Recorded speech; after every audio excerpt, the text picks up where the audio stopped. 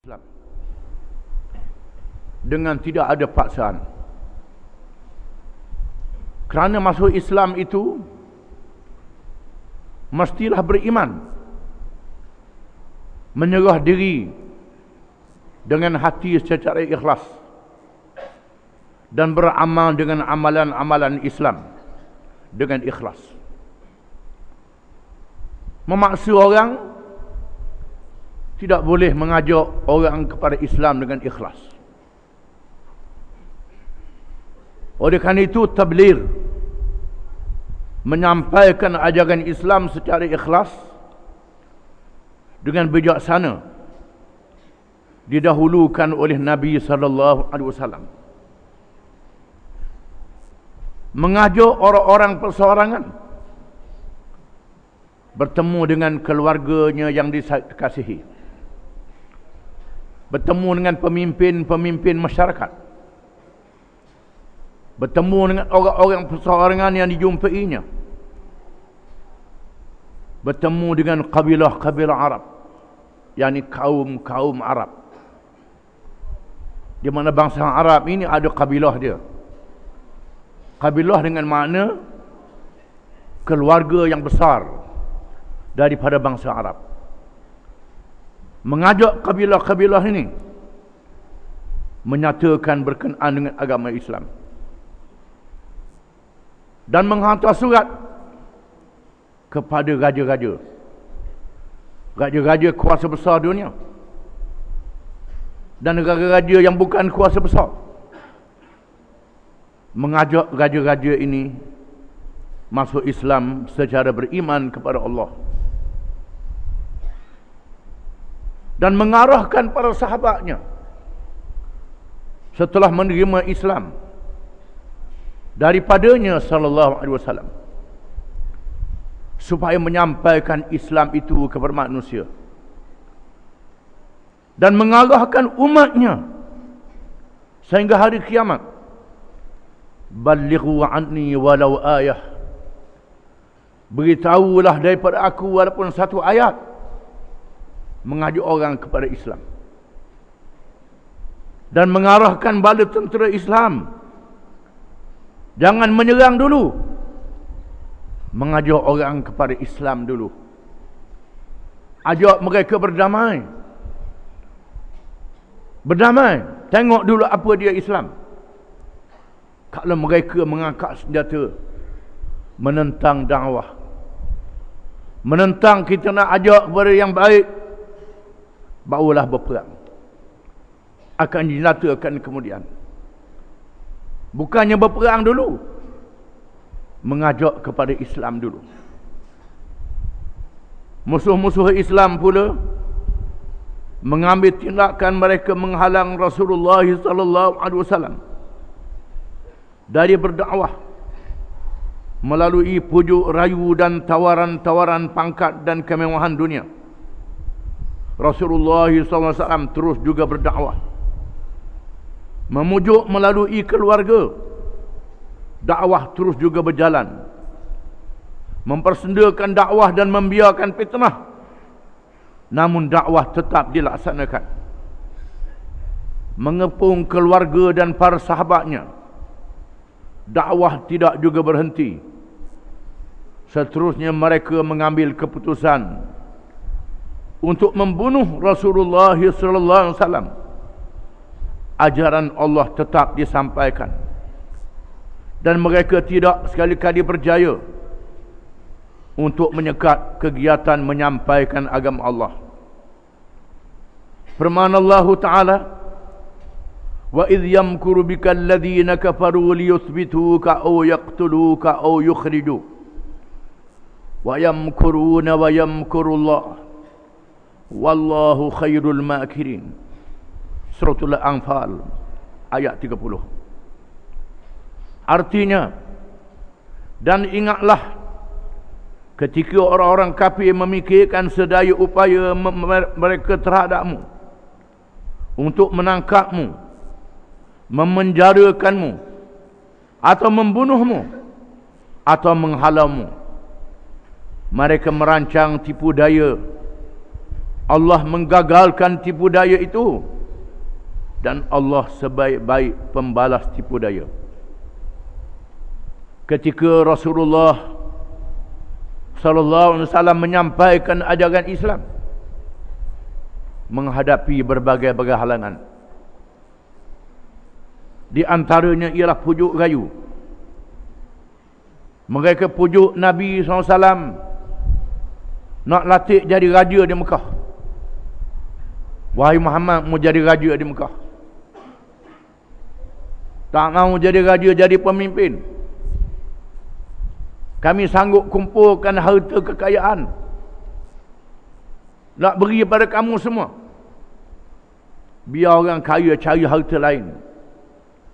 Mu duduk saja je. Tapi syaratnya jangan menyampaikan ajaran Islam.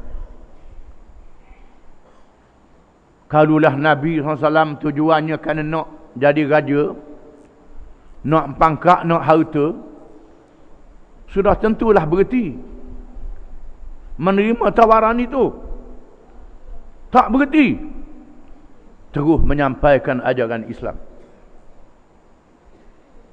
Kemudian dicabarnya, wahai Muhammad, kalau mu ni Rasul sungguh, sila buat benda-benda pelik. Walaqad sarrafna lin-nasi fi hadzal Qur'an min kulli mathal fa aba aktsarun nasi illa kufura wa qalu lan nu'mina laka hatta tafjura lana min al-ardi yanbu'a aw tusqita as-samaa'a kama za'amta 'alaina kisafa aw ta'tiya billahi wal malaikati qabila aw yakuna laka baytun min zukhrufin aw tarqa fis samaa' wa la nu'mina liruqika hatta tunazzil 'alaina kitaban naqra'uhu qul subhana rabbi hal kuntu illa basharar rasula. Dan sesungguhnya kami telah menerangkan contoh dan bandingan acak kali dalam Quran. Acak kali contohnya disebut rasul-rasul zaman dulu, disebut kaum-kaum yang dibinasakan oleh Allah kerana lawan rasul zaman dulu. Berulang kali disebut dalam Quran, dibaca kepada mereka, tetapi mereka kufur juga, tak mau ikut. Nabi Muhammad SAW hanya sedikit saja. Mereka mencabar, wahai Muhammad, kami tidak beriman kepadamu sehingga engkau dapat memancarkan mata air di Mekah. Oleh kerana Mekah kering, payah air, minta doa dengan Tuhanmu, jadikan sungai, pancarkan mata air di Mekah. Ada mata air, senang kami ambil air. Ataupun engkau dapat mengadakan kebun-kebun, buah kurma, buah anggur dan sebagainya, dan ada tali air di celah kebun-kebun itu. Ataupun kalau sekiranya perjuanganmu ni betul, kami tak betul, sila turunkan bala di atas kepala kami. Turunkan langit berkeping-keping di atas kepala kami. Ataupun engkau bawa Allah dan malaikat napok cokoh di hadapan kami. Ataupun kamu mempunyai rumah-rumah yang besar dengan perhiasan menandakan kaya dan mewah, boleh bagi benda pada kami bila-bila masa saja. Ataupun kami nampak kamu naik ke langit, dan kami tak percaya kamu naik ke langit, malaikat kami tengok dengan mata kami sendiri, kamu buat turun sebuah kitab yang boleh kami membacanya. Itu mintakan mereka sebagai syarat dalam masuk Islam. Allah Ta'ala suruh Nabi jawab, qul subhana rabbi hal kuntu illa basharar rasulah. Katakanlah wahai Muhammad kepada mereka, subhana rabbi, Maha suci Tuhanku, Tuhan yang maha berkuasa, yang maha suci dari segala sifat kekurangan. Hal kuntu illa basyarar rasula. Adakah kamu tak nampak aku ni hanyalah seorang manusia biasa? Aku adalah seorang manusia biasa. Cuma aku dilantik menjadi rasul untuk menyampaikan ajaran Allah. Bukan tugas aku untuk mengadakan benda-benda yang kamu minta itu. Tuhan boleh buat dengan sekelip mata. Tapi tugas aku ialah untuk menyampaikan ajaran Allah. Nak ikut-ikutlah. Tambah ikut sudah. Dalam peristiwa yang lain mereka minta mukjizat. Lalu Nabi SAW berdoa. Allah Ta'ala jadikan bulan terbelah dua. Terbelah dua bulan. Insyaqqal qamar. Bulan terbelah dua. Dan cerita bulan terbelah dua ini disaksikan oleh penduduk seluruh pelosok dunia. Di antaranya dalam sejarah negeri China. Ditulis dalam sejarah China, ahli-ahli falak China. Diminta oleh rajanya bila melihat bulan terbelah dua. Bulan terbelah dua nampak di negeri China. Lalu raja China tanya ahli-ahli falak, adakah berlaku sungguh? Ini berlaku sungguh pelik. Mengapa? Mesti ada suatu perkara yang besar berlaku di sebelah sana. Lalu mereka mendapat maklumat kelahiran seorang rasul. Di sinilah Islam sampai ke negeri China di zaman Nabi SAW. Dan di negeri China ada masjid sehingga hari ini yang didirikan pada tahun 8 Hijrah. Ketika Nabi masih hidup. Menunjukkan bahawa Islam sampai ke China dulu pada Melayu lagi. Jangan duk main masuk Melayu. Bukan lebih awal pada tahun 8 Hijrah. Mereka kata ini Sahih Muhammad. Sahih Muhammad tak masuk Islam juga. Dan Allah Ta'ala sebut dalam Quran kisah Nabi Musa alaihissalam di zaman manusia berbangga dengan ilmu sihir. Lalu Allah beri mukjizat pada Nabi Musa. Mukjizat lawan sihir. Nabi Musa tunjuk, campak tongkat jadi ular. Keluar cahaya dari tangan. Lalu Firaun kata ini ahli sihir yang besar. Dia berlawan dengan ahli sihir aku. Nabi Musa kata sila panggil. Lalu dikerah semua ahli sihir seluruh negeri Mesir. Pemimpin ilmu sihir yang hebat dikerah seluruh negeri Mesir. Dihimpunkan manusia beramai-ramai untuk menyaksikan perlawanan di antara sihir dengan mukjizat. Lalu ahli sihir menunjukkan sihirnya. Campak tali, campak tongkat, kelihatan jadi ular. Lalu Allah mewahyikan kepada Nabi Musa campak tongkat. Nabi Musa campak tongkat. Lalu terus tongkat jadi ular dan menelan semua ular sihir tadi. Menyebabkan ahli sihir sujud kepada Allah. Amanna bi Rabbi Musa wa Harun. Kami beriman kepada Tuhan Musa dan Harun. Terus ahli sihir masuk Islam.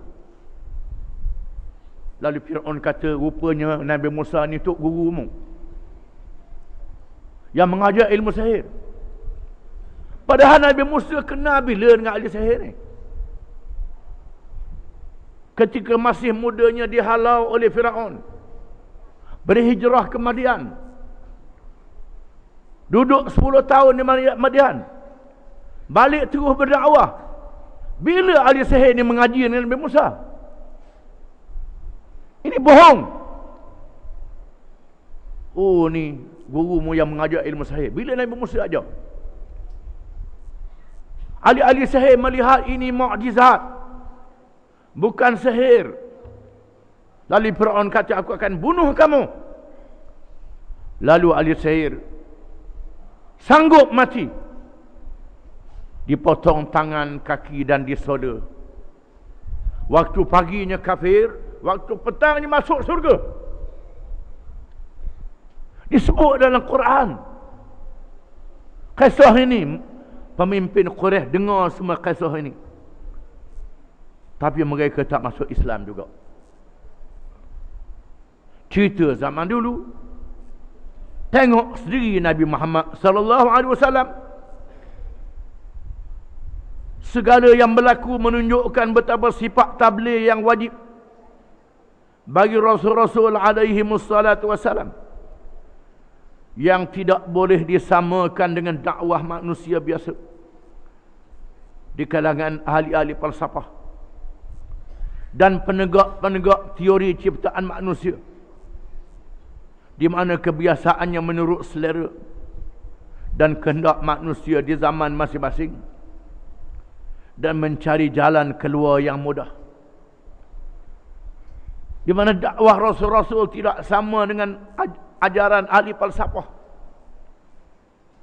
tidak sama dengan perjuangan ideologi yang dibawa oleh parti politik yang tidak berdasarkan ajaran Rasul. Tidak sama. Di mana ajaran Rasul ni daripada dunia sehingga hari akhirat. Ajaran manusia lain sekadar dunia saja. Ajaran Rasul sebut dosa dan pahala, sebut syurga dan neraka. Ajaran lain tidak. Ajaran Rasul daripada dunia sehingga hari akhirat. Oleh kerana daripada dunia sehingga hari akhirat, macam ajaran Rasul tak mati dengan orang mati. Islam tak mati dengan orang mati. Adapun ideologi kepahaman politik rekaan manusia, dia mati dengan manusia mati. Ini beza, kita kena faham. Islam tak mati dengan Nabi mati, dengan orang mati. Ajaran lain berhenti dengan orang mati. Ini kena faham. Ajaran itu terus disampaikan.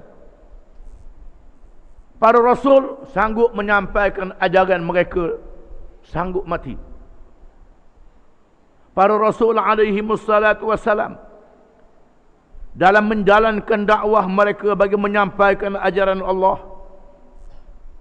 menyatakan kepada manusia ajaran itu secara berturut terang, demi membetulkan kehidupan mereka di dunia dan akhirat, di mana seringkali bertarung dengan nafsu setiap manusia.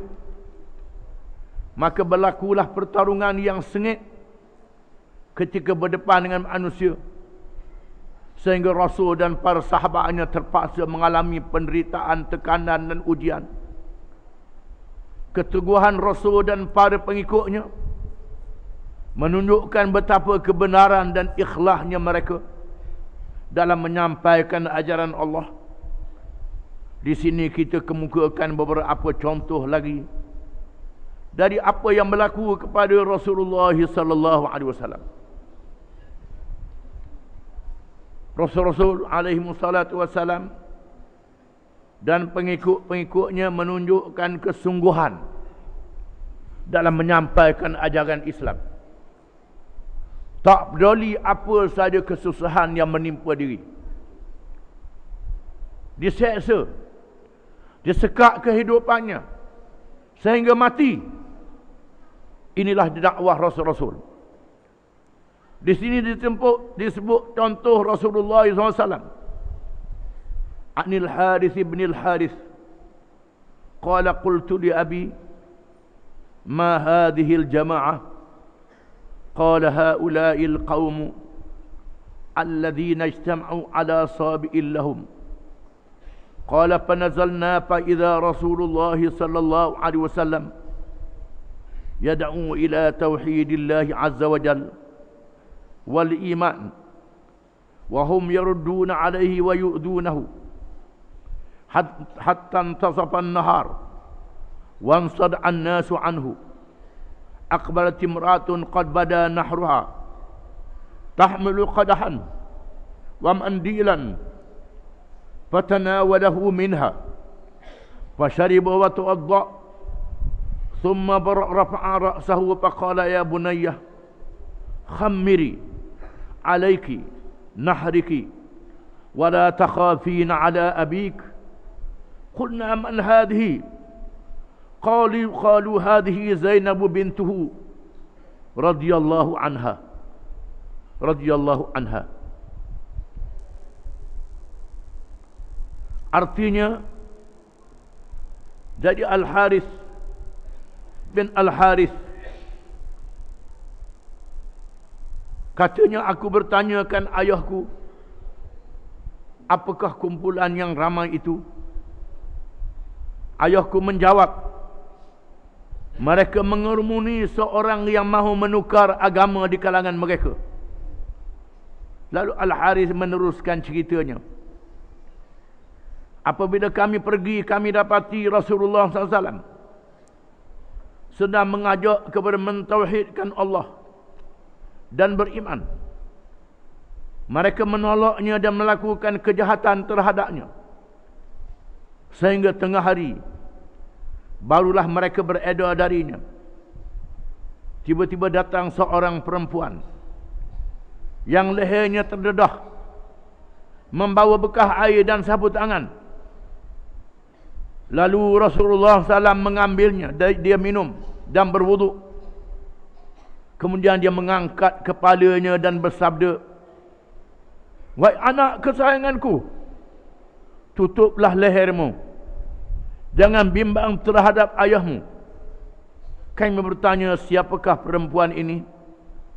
Mereka menjawab, itulah Zainab radhiyallahu anha, putri Rasulullah sallallahu alaihi wasallam. Al-Harith bin Harith ialah seorang yang sempat di zaman jahiliah. Dia bukan orang Mekah. Dia ikut ayah dia buat umrah di Mekah. Di mana kerja umrah ni belum Nabi Muhammad dah ada dah. Haji dan umrah dia buat sejak Nabi Ibrahim buka negeri Mekah, didirikan Kaabah. Nabi Ismail menghidupkannya. Orang-orang Arab mengerjakan haji dan umrah. Walaupun mereka sembah berhala, mereka minum arak, mereka bunuh orang, mereka berzina, mereka makan riba, mereka puja syaitan, tapi haji dan umrah mereka buat. Seolah-olah jadi adat. Di mana Al-Harith bin Al-Harith, dia ikut ayah dia pergi ke Mekah. Dia menyaksikan peristiwa. Masa tu dia dah Islam lagi. Dia tengok ada seorang dikerumuni oleh orang ramai. Dia tanya ayah dia, orang kumung apa tu? Ayah dia kata, orang sedang berkumung kepada seorang yang mengajak penduduk Mekah tukar agama. Tinggal agama datuk nenek, ikut agama baru, iaitulah Islam. Nabi tengok, Harith tengok dan dengar ucapan Nabi SAW mengajak mereka kepada mengesahkan Allah, bertauhid, mengajak mereka beriman kepada Allah. Lalu mereka membalasnya dengan cara yang menyakitkan hati terhadap Nabi SAW. Nabi tak berhenti daripada pagi sehingga tengah hari, sehingga orang ramai berundur. Nabi tak berundur. Bila orang ramai berundur, mari seorang perempuan yang masih muda berjumpa dengan Nabi, dengan lelaki iaitu Nabi itu, bawa air. Nabi minum air dan Nabi berwuduk. Kemudian Nabi angkat, suruh anak dia tutup leher, napak leher. Masa tu belum lagi diturunkan ayat-ayat menutup aurat. Tetapi Nabi sudah bersopan, sudah berakhlak. Tutup lehermu itu tudung, dia kata ke anak dia. Jangan bimbang pada ayahmu. Tutup leher tu. Lalu dia tanya siapa perempuan tu. Orang beritahu itu Zainab, puteri Nabi SAW. Kisah ni ialah satu riwayat menunjukkan kesungguhan Nabi SAW menyampaikan ajaran Islam. An Amr bin al-As radhiyallahu anhu qala: "Ma ra'aitu Quraisyan aradu qatlan Nabi sallallahu alaihi wasallam illa yawman i'tamaru bihi wa hum julusun fi dhillil Ka'bah wa Rasulullah sallallahu alaihi wasallam yusalli 'inda al-maqam faqama ilayhi Uqbah bin Abi Mu'ayth faja'ala rida'ahu fi 'unuqihi ثم جذبه حتى وجب لركبتيه ساقطا وتصايح الناس فظنوا أنه مقتول فأقبل أبو بكر رضي الله عنه يشتد حتى أخذ بضبعي رسول الله صلى الله عليه وسلم من ورائه ويقول: أتقتلون رجلا أن يقول ربي الله؟ ثم انصرفوا عن النبي صلى الله عليه وسلم فقام رسول الله صلى الله عليه وسلم فصلى فلما قضى صلاته مر بهم وهم جلوس في ظل الكعبة فقال رسول الله صلى الله عليه وسلم: يا معشر قريش أما والذي نفس محمد بيده ما أرسلت إليكم إلا بالذبح وأشار بيده إلى حلقه فقال أبو جهل: ما كنت جهولا فقال له رسول الله صلى الله عليه وسلم: أنت منهم. رواه ابن أبي شيبة. Artinya dari Amr bin al-As radhiyallahu an. Amr bin al-As ni ialah seorang sahabat yang masuk Islam sebelum sikit pada buka Mekah. Sebelumnya dia kafir. Masa Nabi berhijrah dia kafir lagi. Dekat Mekah nak buka dah dulu sikit, pada Mekah ditawan, baru dia masuk Islam. Dia menceritakan peristiwa yang dia lihat di masa dia jahiliah lagi. Katanya, aku tidak pernah melihat orang-orang Quraisy mahu membunuh Nabi SAW, malaikat pada suatu hari mereka membuat pakatan jahat untuk dilakukan kepada Rasulullah SAW, di mana mereka semua duduk di bawah bayang Kaabah, sedang Rasulullah sambil sembahyang di makam, yang di makam Ibrahim. Tiba-tiba bangun Uqbah bin Abi Mu'ayth. Dia menyaut kain lepasnya pada tengkok Rasulullah SAW. Kemudian dia menariknya sehingga terjatuh melutut. Orang-orang yang ada menjadi bising kerana mereka menyangka Rasulullah SAW dibunuh. Tiba-tiba tampillah Sayyidina Abu Bakar mengangkat Rasulullah SAW, memegang kedua tangannya dari belakangnya dan berkata, adakah kamu sanggup membunuh seorang yang berkata Tuhan saya ialah Allah? Kemudian mereka semua beredar dari Nabi SAW. Maka Nabi SAW bangun semula meneruskan sembahyangnya. Setelah selesai sembahyang, Rasulullah SAW lalu di tempat mereka berkumpul, yaitu di bayang Kaabah, dengan bersabda, wahai orang-orang Quraisy, ingatlah kamu demi Tuhan di mana diri Muhammad berada di dalam tangannya. Sesungguhnya aku tidak diutuskan kepada kamu malaikat dengan menyembelih. Sambil Rasulullah SAW mengisyaratkan tangannya pada halqumnya. Berkatalah Abu Jahal, bukalah aku seorang yang jahil. Lalu Rasulullah SAW pun berkata padanya, engkau termasuk juga di kalangan mereka. Hadis ini meriwayatkan juga kesungguhan Nabi SAW menyampaikan ajaran Islam. tak berganjak dengan menunjukkan amalan menyembah Allah, tidak menyembah berhala. Ketika pemimpin Quraisy berhimpun dekat Kaabah, Nabi SAW bersemayang dekat makam Ibrahim. Wattakhidhu min maqami Ibrahim musalla, ada ayat Quran. Dan jadikan makam Ibrahim itu tempat semayang. Tempat yang abdul semayang, dan Masjid Mekah ialah makam Ibrahim. Nabi semayang di situ. Ketika Nabi bersemayang, bangun Uqbah bin Abi Mu'aid, seorang pemimpin Mekah, tampil ke hadapan. Lalu dia ambil kain lepah, kain serbang, pakai serbang juga kafir pun. Pakai serbang orang Arab, pakaian dia. Ambil kain lepah dia, lilik di tekuk Nabi, lalu terik. Lalu Nabi terjatuh. Orang ramai ingat mati dah Nabi. Terkejut. Abu Bakar ada. Abu Bakar tampil ke hadapan, menyelamatkan Rasulullah SAW dan berkata kepada mereka, adakah kamu sanggup bunuh orang yang tidak ada kesalahan dia, melainkan dia kata marilah kepada Allah, sembah Allah, kerana tu dia kamu nak bunuh? Abu Bakar kata.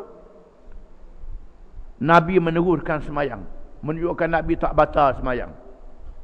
Sambung semayang biar sampai habis. Setelah habis semayang, lalu Nabi lalu di tempat mereka berkumpul. Berani, tak lari. Lalu tempat mereka berkumpul dan mengisyaratkan kepada hal qaumnya, aku diutuskan oleh Allah, akan tiba masanya begini. Nabi kata, tiba masanya Allah Ta'ala akan memerintahkan jihad untuk menegakkan Islam sehingga berperang. Itu lebih kurangnya. Abu Jahal kata, aku tahu dah. Nabi kata, mu akan termasuk. Dan memang Abu Jahal termasuk di kalangan mereka yang dibunuh di dalam peperangan Badar. Termasuk Uqbah bin Abi Mu'aid. Di sini menunjukkan keberanian Rasulullah SAW menyampaikan ajaran Islam. Riwayat yang lain, an Uqail bin Abi Talib radhiyallahu anhu qala, ja'at Quraisy ila Abi Talib faqalu ya Aba Talib, inna ibna akhika ya'tina fi afniyatina wa fi nadina fayusmi'una ma yu'dina bih, fa in ra'aita an takuffahu 'anna faf'al. Faqala li ya Uqail, iltamis li ibn ammik, fa akhrajtuhu fi kabsin, fa aqbala yamshi ma'i hatta intaha ila Abi Talib. Faqala lahu Abu Talib, ya ibn akhi, wallahi ma alimtu in kunta li lamuta'an, wa qad jaa qaumuka yaz'umuna annaka ta'tihim fi ka'batihim wa fi nadihim tusmi'uhum ma yu'dihim, fa in ra'aita an takuffa anhum. Fahasara basarahu ila as-sama, faqala wallahi ma ana biaqdar an ad'a ma bu'ithtu bihi min an yash'al ahadukum min hadhihi asy-syams syu'latan min nar. Faqala Abu Talib, wallahi ma kadzaba ibnu akhi qat, irji'u rashidin. Wa fi riwayatin, faqala Rasulullah sallallahu alaihi wasallam, ya ammi law wada'at asy-syamsu fi yamini wal qamaru fi yasari ala ma taraktu hadha al-amra hatta yuzhirahu Allah aw ahlika fi talabihi. Thumma ista'bara Rasulullah sallallahu alaihi wasallam fabaka, falamma walla qala lahu hina ra'a ma balagha bi Rasulillah sallallahu alaihi wasallam, ya ibn akhi, فأقبل عليه فقال امضي على أمرك وفعل ما أحببت فوالله ما أسلمك لشيء أبدا.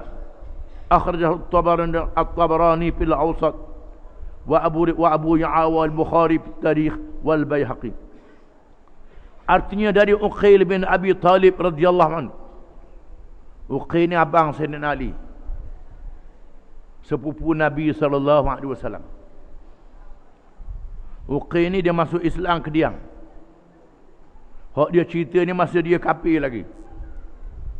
Masa perang Badar, Uqil ni berperang di pihak musyrikin. Lawan Nabi lagi masa tu. Mujur umur dia panjang. Dan dia masuk Islam akhirnya. Dia menceritakan apa yang berlaku.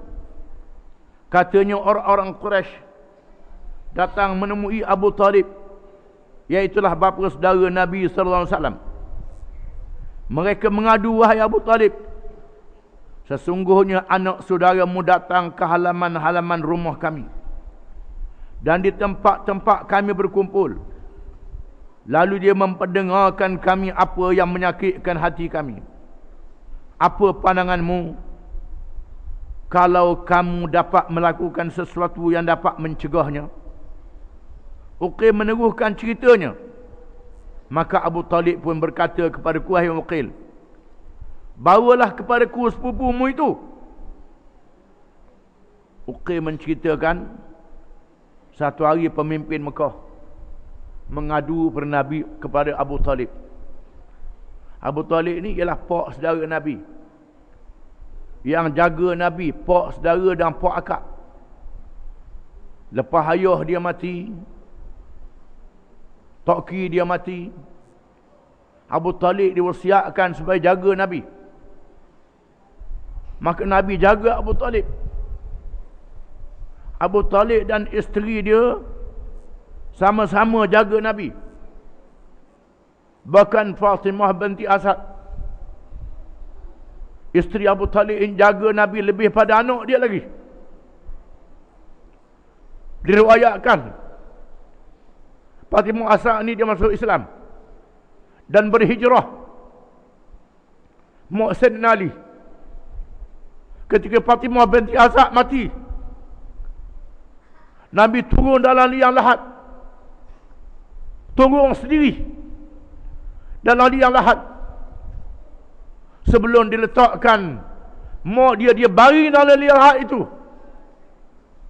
tak tahu apa yang dia kata. Sayyidina Umar menceritakan, Nabi menangis bila Fatimah binti Asad mati. Fatimah binti Asad ni isteri Abu Talib. Turun dalam yang lahat, tidur dia dulu, belum letak mak dia, mak akak dia ni, mak darah sabit dia. Lepas tu baru dia kebumikan. Sahabat tanya, wahai Rasulullah, pasal apalah buat kepada perempuan yang lebih pada orang lain, lebih pada orang lain? Nabi kata, dialah mak aku.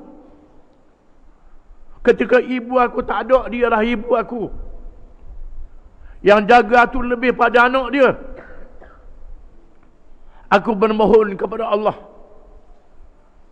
dan Allah menurunkan 70,000 malaikat untuk mengiringinya. Dan Allah Ta'ala menjanjikan dia masuk syurga. Barulah aku puas hati, kata Nabi. Setelah Nabi bermunajat dengan begitu rupa, sudah tentulah Abu Talib, pak saudara dia ni, orang yang sangat disegani, dimalu oleh Nabi SAW. Maka pemimpin Quraisy bertemu dengan Abu Talib. Wahai Abu Talib, pujuklah anak saudaramu ni, duduk bersyarah, duduk ajak orang masuk Islam, menyakitkan kami. Lalu Abu Talib panggil Uqil, supaya Uqil panggil Nabi SAW. Abu Talib berkata kepadaku, hai Uqil, bawalah kepadaku sepupumu itu, iaitulah Nabi SAW. Lalu aku yang Uqil mengajaknya dari salah sebuah rumah kecil kepunyaan Abu Talib. Nabi duduk di situ. Maka dia berjalan bersamaku sehinggalah berjumpa Abu Talib. Uqil menceritakan, maka Abu Talib pun berkata kepada Rasulullah SAW, wahai anak saudara kesayanganku, sesungguhnya aku mengenalimu seorang yang taat. Abu Talib kata, pujuk Nabi, Aku kenal mu ni seorang anak saudara yang baik, yang taat. Sesungguhnya kaummu datang kepadaku. Mereka mendakwa bahawa kamu datang ke Kaabah mereka dan tempat mereka berkumpul. Kamu memperdengarkan kepada mereka apa yang menyakitkan hati mereka. Mungkin sarah benda yang mereka marah. Apa pandanganmu kalau kamu berhenti saja? Abu Talib kata, berhentilah daripada buat perkara yang menyakitkan mereka ni, tak usah ajaklah. Berhenti daripada ajak orang masuk Islam. Lalu Rasulullah SAW memandang ke langit, lenggok ke langit dan bersabda, demi Allah, aku tidak berdaya untuk meninggalkan apa yang aku dibangkitkan kerananya. Walaupun seorang di kalangan kamu dapat menyalakan api dari matahari ini. Walaupun ada orang boleh buat turun matahari, menyalakan api matahari yang membakar. Ini perintah Allah, tak boleh berhenti, kata Nabi pada Abu Talib. Abu Talib pun berkata, demi Allah, anak saudaraku tidak pernah berbohong. Pulanglah kamu dalam keadaan berakal. Abu Talib kata, anak saudaraku tidak pernah bohong. Betul dia kata tu. Lalu dia halanya pemilik Quraisy supaya balik. Menurut satu riwayat yang lain, Rasulullah SAW bersabda, kalaulah mereka meletakkan matahari di kananku dan bulan di kiriku, aku tidak akan meninggalkan urusan ini sehinggalah Allah memenangkannya atau aku dibinasakan kerananya. Aku tak berhenti daripada menyampaikan Islam, sama ada Allah Ta'ala memenangkan Islam ataupun aku mati, Nabi kata. Setelah itu Abu Talib melihat keadaan Rasulullah SAW, lalu dia memanggil Rasulullah SAW, wahai anak saudaraku. Lalu Rasulullah SAW berpaling kepadanya. Dan Abu Talib pun berkata, teruskanlah urusanmu. Buatlah apa yang kamu suka. Sesungguhnya demi Allah, aku tidak akan menyerahmu sekali-kali, kata Abu Talib. Hadis-hadis ini mengikut riwayat sebahagian ulama menandakan Abu Talib ini Islam. Walaupun mengikut Sahih Bukhari dan Muslim, Abu Talib mati dalam keadaan kafir. Bila Nabi aja mengucap dia nak mati, Abu Jahal dia sama. Abu Talib pergi angguk ke Abu Jahal, membetulkan apa yang Abu Jahal ikut agama nenek moyang, kata Abu Talib. Abu Talib kata begitu. Maka riwayat ni mengatakan Abu Talib mati kafir.